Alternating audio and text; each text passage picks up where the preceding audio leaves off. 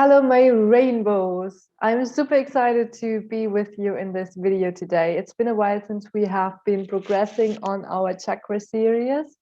And today it's finally time for the crown chakra. Yay!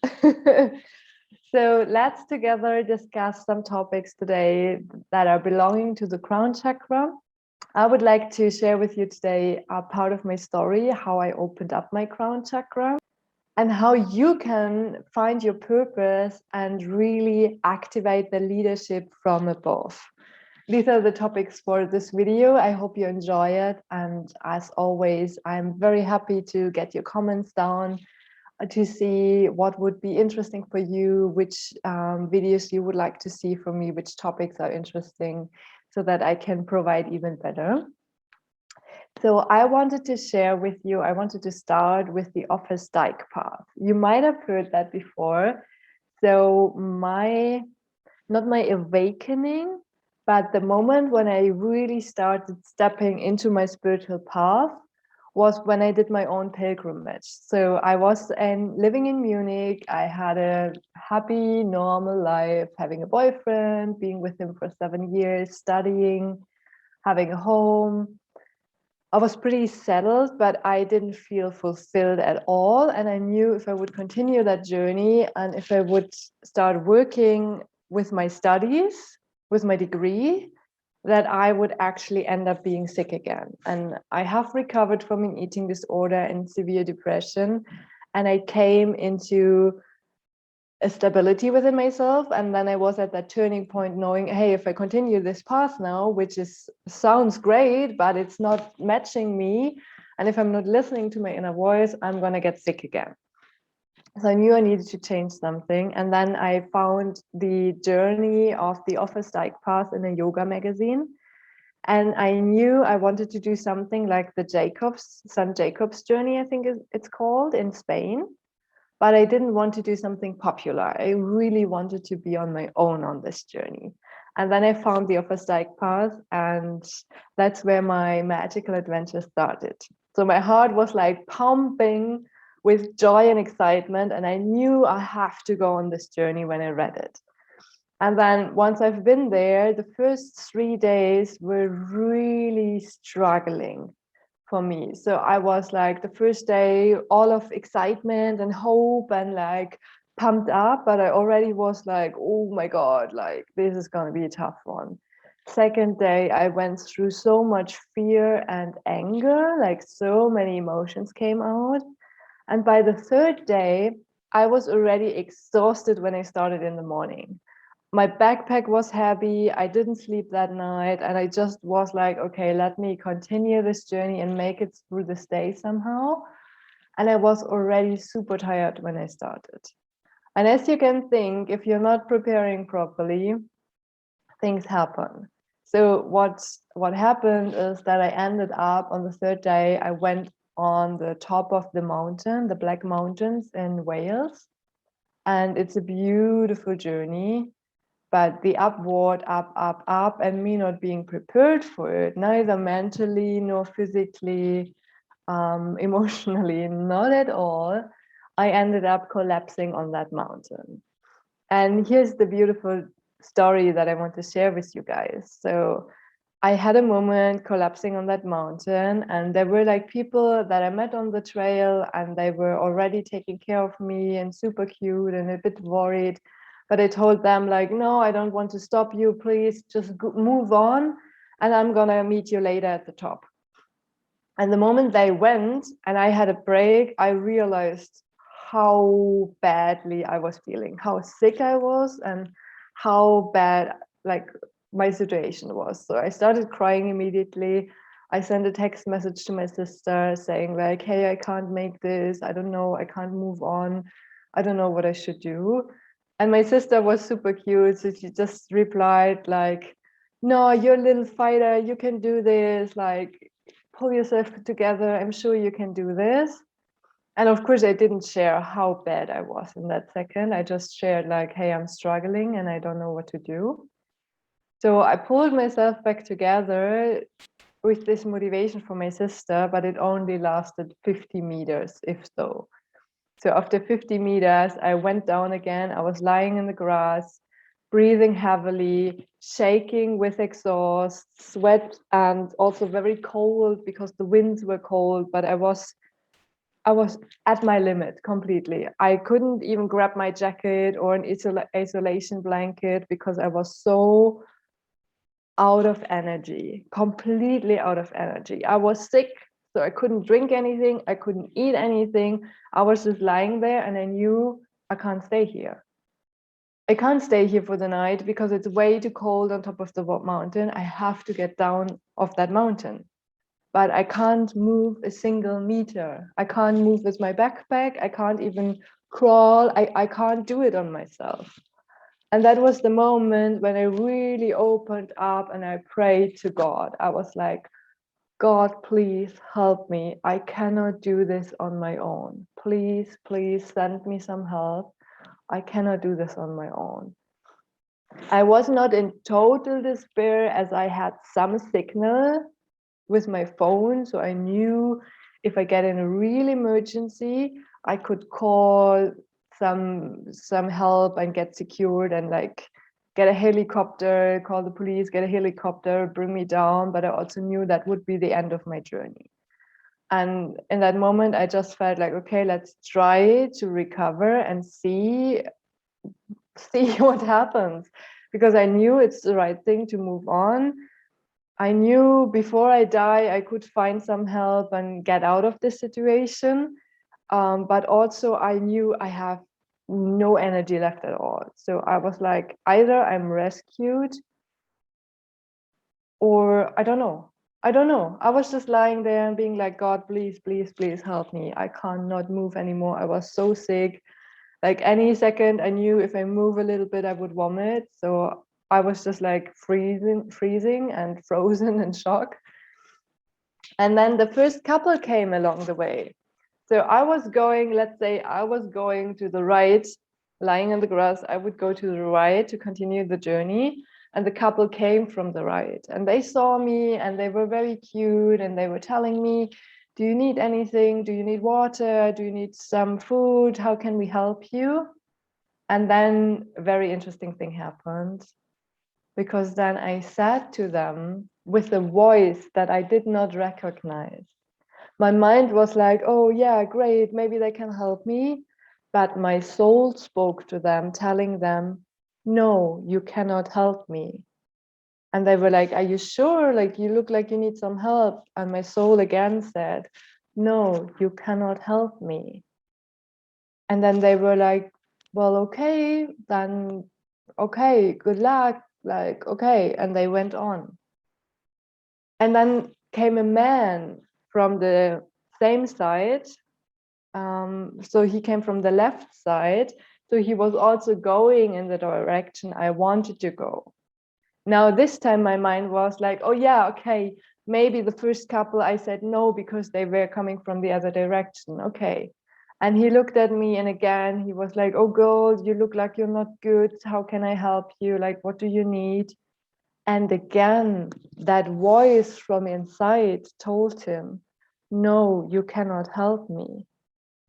And by that time, my mind freaked out and I was like, what the fuck is going on here?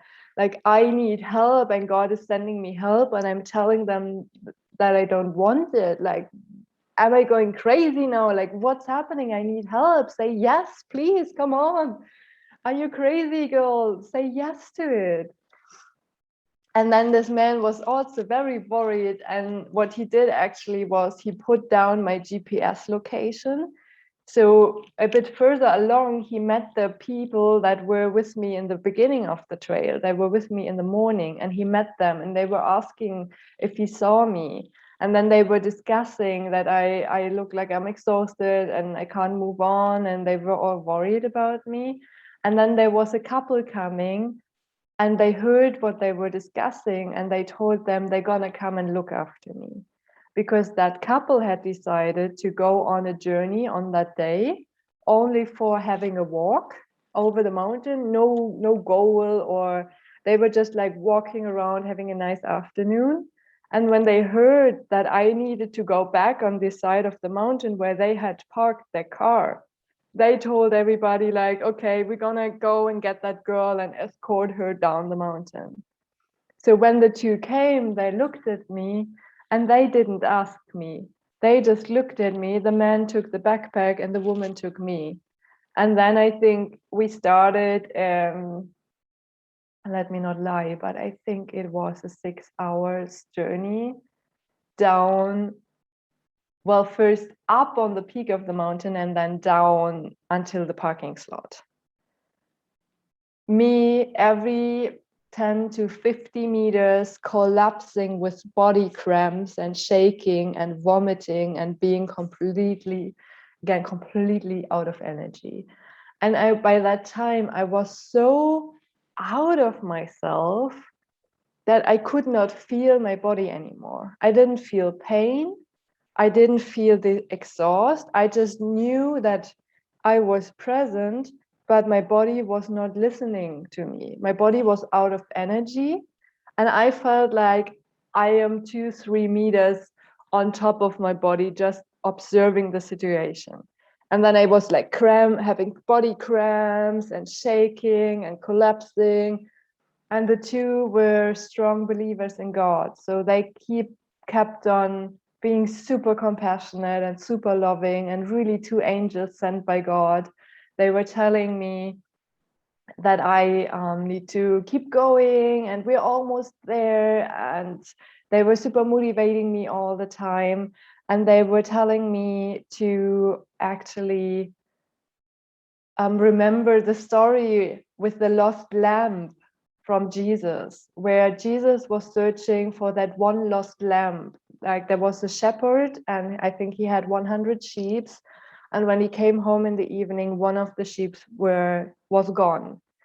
So he was telling the shepherd was telling Jesus that he's looking out and he needs to find that one lost sheep.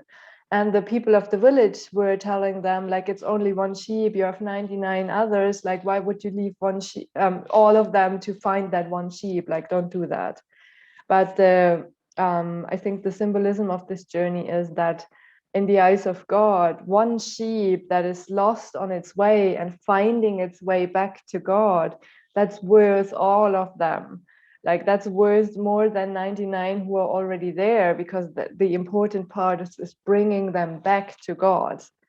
And when he told me that story, he had his hands on my head and I collapsed again, but this time not physically, but emotionally. And I collapsed again and I was crying with relief and gratefulness and fear and love and just exploding, literally exploding.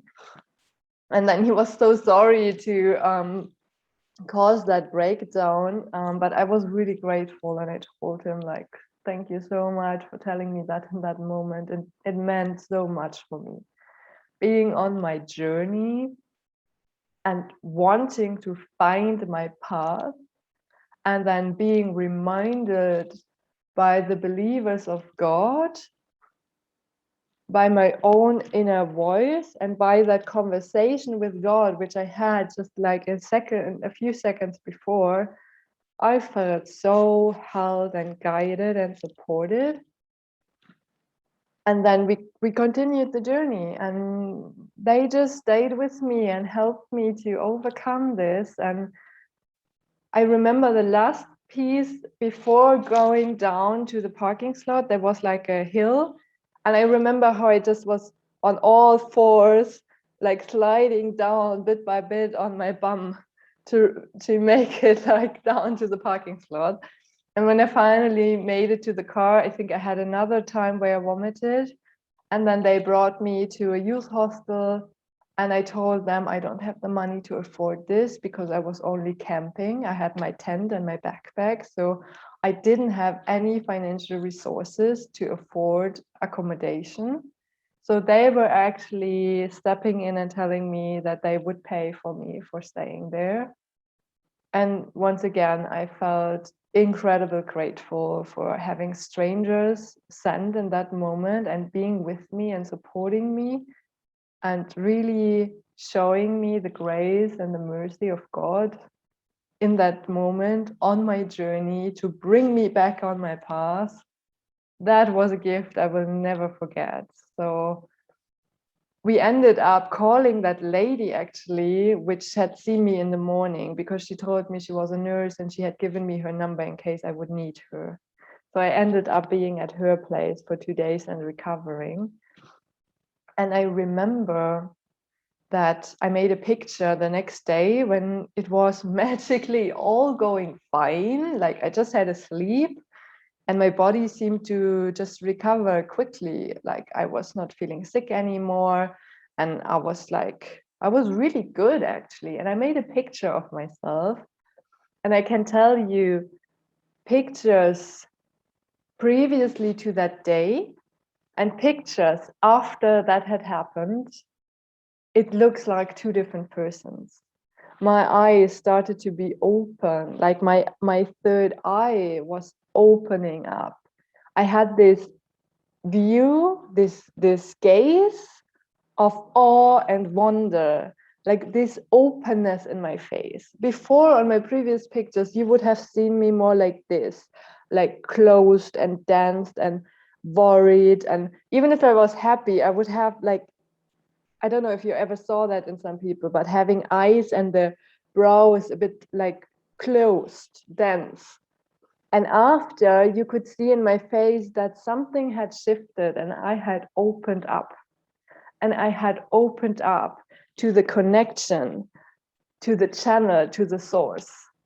And that is why I'm telling you the story here. My connection, connecting my crown and God, that's what happened on this mountain. And that's why I say this was the moment where I was initiated, where I awoke, even though I was always believing those spiritual things and I was always living in that world. But this was the time where I really opened up for it and I integrated it.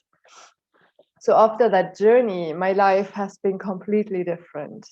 I started making decisions, leading my life and being guided from the crown, from above.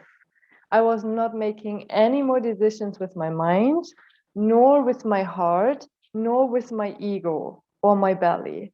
From there on, I was intuitively listening to the signals that I was getting from above. And this is how I came into building my business, as I was doing intuitive leadership. I would never plan something. All the steps that happened from the first moment where I collapsed on the mountains, and then I quit my relationship, I ended my relationship, I quit my job, I gave up my home, and I started jumping on a travel to South America with a one-way ticket, which is a complete different story.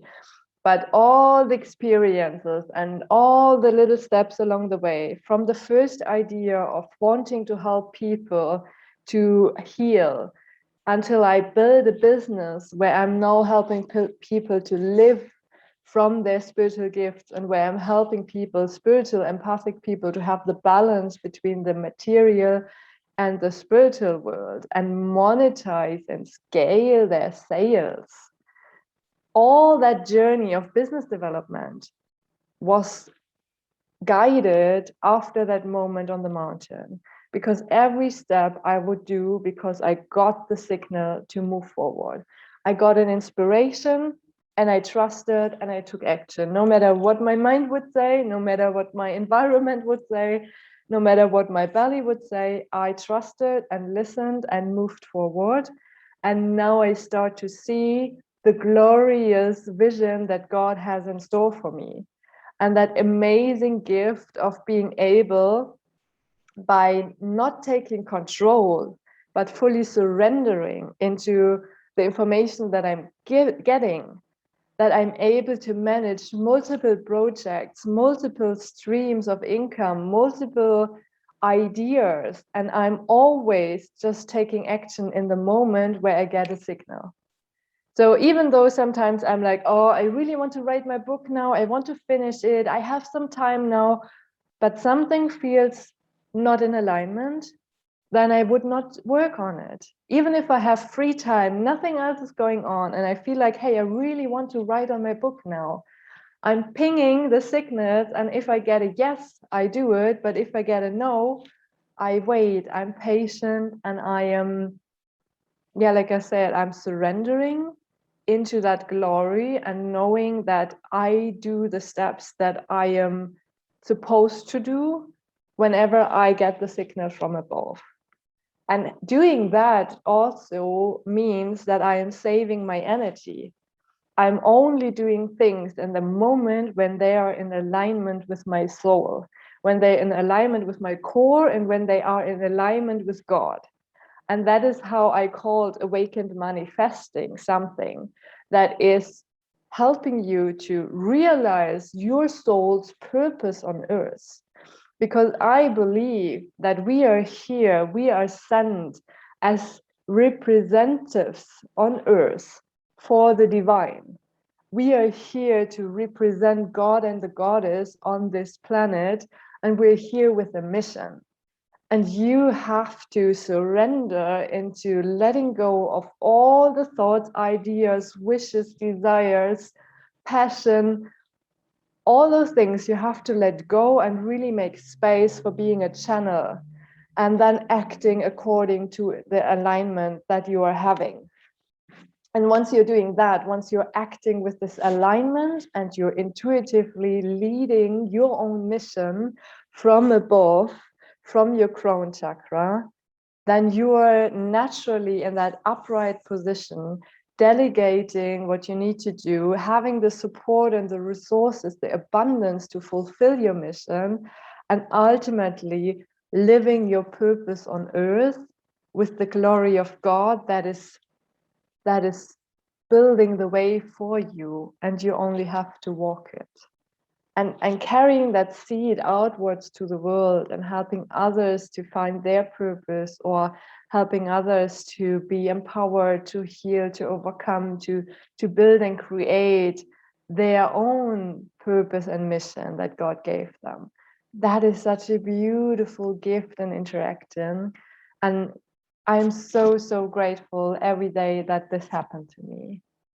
This was quite a loop that I made here, but I really wanted you to know this part of me that had struggled in the mountain, that moment where I could understand what is my mind and what is my soul speaking. What is the channel? What is God acting through me? And what is like God having a voice through me versus what is coming from my mind or my thought or even my own beautiful intentions.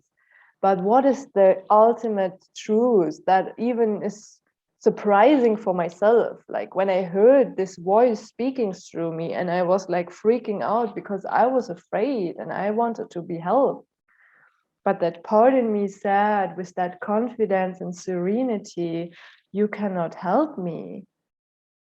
That's how I learned to distinguish what is really coming from above and is in alignment and what is not. And having that fine-tuning is the gift how to navigate a life directed by God. So I'm very grateful that I'm here to share this with you, that I have the honor to speak up and follow this glorious mission. I have already experienced so many wonders, gifts, and miracles, so much magic that is happening through my heart being fully in that mission, and then me just being open and living it, living what's coming from above, having that balance of being grounded in life and having that support from Mother Nature, that abundant planet, and being directed from the source and being guided from above. So all I need to do is open my heart and live it out, bring it into life with my love, which is the connection and the fusion and the channel for all of this. And yes, what else should I say? I'm just happy to share this. I'm happy to make this video. And I truly hope this, I truly hope this is inspiring for you as well to see What are your core values? When are you really acting in alignment from above? When are you able to surrender your ego and let God act through you? And when are you then living your purpose and mission in this life? And once we're doing that, once we are combining our truth, having the faith that this is the right track, and living from our purpose, that's when we are living our own Game of Thrones. And that's when we are finding back to that unique source and resourcefulness inside of ourselves that is here to represent God on earth and be the king and queens that we truly are. So if you have any questions on this, if you're struggling to find your mission, or if you already have the clarity, but you need to have a system how to make a living out of this, then you would be very welcome to join our Facebook tribe or send me a message, be in contact with me and my team and see how we can help you with this. Because that's what I understood from this journey. That's my mission. And I'm so, so happy to help you on yours and see all of us live in a beautiful, empowered, empathic, compassionate space.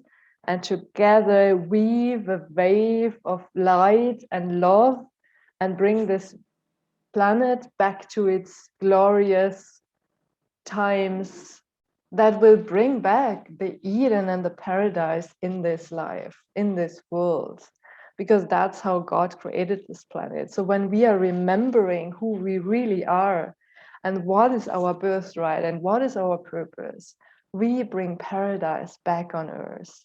So let's do it together. I thank you so much. If you stayed until now, I'm so proud of you and I'm so grateful that you're listening and witnessing and that you are part of my network. And I'm really happy once again how I can serve you on your journey, what I can offer to help you bloom and flourish and shine God's light on this planet. And I love you and see you in the next video. Bye bye.